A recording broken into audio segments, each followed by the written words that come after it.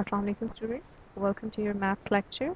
In this lecture, we will cover question 2 of exercise 2.2, the last four parts of question number 2. Question number 2 states evaluate, and you have to remember the values of these four things because they will be applicable in the questions. Part 5 states minus 1 plus under root minus 3 whole power 6 plus bracket minus 1 minus under root minus 3 whole power 6. Now, resembling the given question to the values we already have, minus 1 plus under root minus 3 is same as the numerator of omega, and the second bracket is same as the numerator of omega square. But one thing is missing, which is the 2 of the denominator. In both the cases, the 2 is not given. So what can we do to put that 2 here? We can put that 2 in the denominator, but we have to cancel the effect and we have to put the 2 in the numerator as well. We will multiply the equation with 2 and we will divide it with 2. Same goes for the second bracket. We will multiply minus 1 minus under root minus 3 with 2 and we will divide it by 2. As to cancel the, we have to do it the multiplication and the division as to cancel the effect, because this 2 and 2 can be cancelled with each other and we can directly have the question again. So this 2 will remain the same. What about the fraction? The fraction is now equal to this minus 1 plus under root minus 3 by 2. This is same, which is equals to omega. So we will replace omega here, and again this 2 will remain the same and the fraction will be replaced with omega square because it resembles it. So writing it, 2 multiplied by omega, the power of 6 will remain the same, plus 2 multiplied by omega square, the power of 6. Taking the power of 6 2 and taking the power of 6 of omega, we will get, multiplying it, 2 into omega will be 2 omega and 2 into omega square will be 2 omega square. Multiplying 2 6 times, we will get 64. Again multiplying 2 6 times, we will get 64. And the power of omega is omega 6 and the power of omega square will become 12, because as I told you before, the powers multiply with each other. Whenever we have been given with the power of a power, they both multiply with each other. But when we have given the powers of two separate things and they are multiplying with each other, then we add the powers. So here square is in the power and 6 is also in the power. So the power is multiplied with a power. So it becomes 12.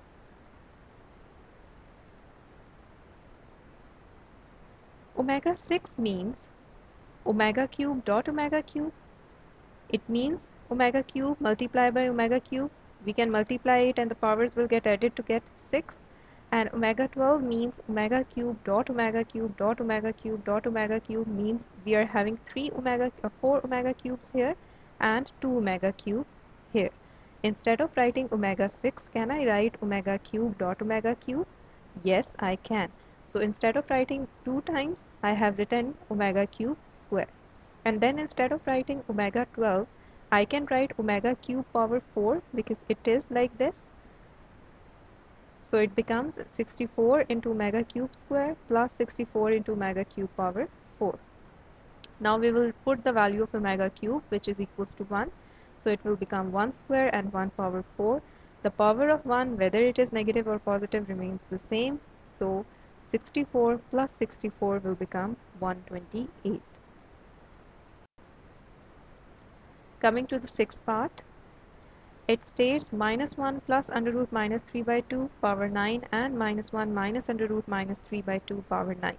Now you can see you have been given with a fraction in the first bracket and the fraction in the second bracket, and the full fraction resembles the values of omega and omega square. When we have plus sign, we write it omega, and when we have negative sign, this is equals to omega square. So replacing the fractions with omega and omega square, we will get omega power 9 plus omega square power 9. As I told you before, the powers get multiplied with each other. So it will become omega 9 plus omega 18. 2 will be multiplied with 9. So again, 9 and 18 both are the multiples of 3. So we can change it in omega cube. Looking at this, Omega 9 will be equals to omega cube dot omega cube dot omega cube. It means we have written omega cube 3 times, and omega 18 will be equals to 6 times omega cube. So I can write omega cube power 3 instead of omega 9 and omega cube power 6 instead of omega 18, because 6 times it has been written, so I have written it in the power. Putting the value of omega cube, which is 1 cube plus 1 power 6, it becomes 1 plus 1 and the answer will be 2. This question was simple because the statement or the fraction was already in the form that is equals to omega and omega square. Coming to the seventh part of question number 2, it states omega 37 plus omega power 38 minus 5. Now we have the powers of omega, but the powers are not the multiples of 3, because we need to have the value of omega cube so that we can put 1 instead of it. So is 37 divisible by 3? No, it is not.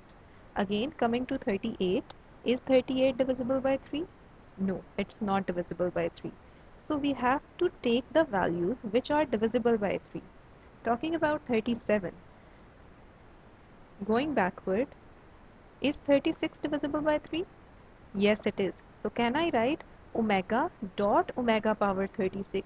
They are total 37 omegas. I can separate 36 omegas and 1 omega is written along with it. Same goes for 38. I will write omega 36 once and 2 omega remains. So I will write those 2 omegas with the omega power 36. So can I write it in this form? Omega dot omega power 36 plus omega 38 will be written as omega square and omega 36. Adding the powers, we will get 38, and here adding the powers, we will get 37.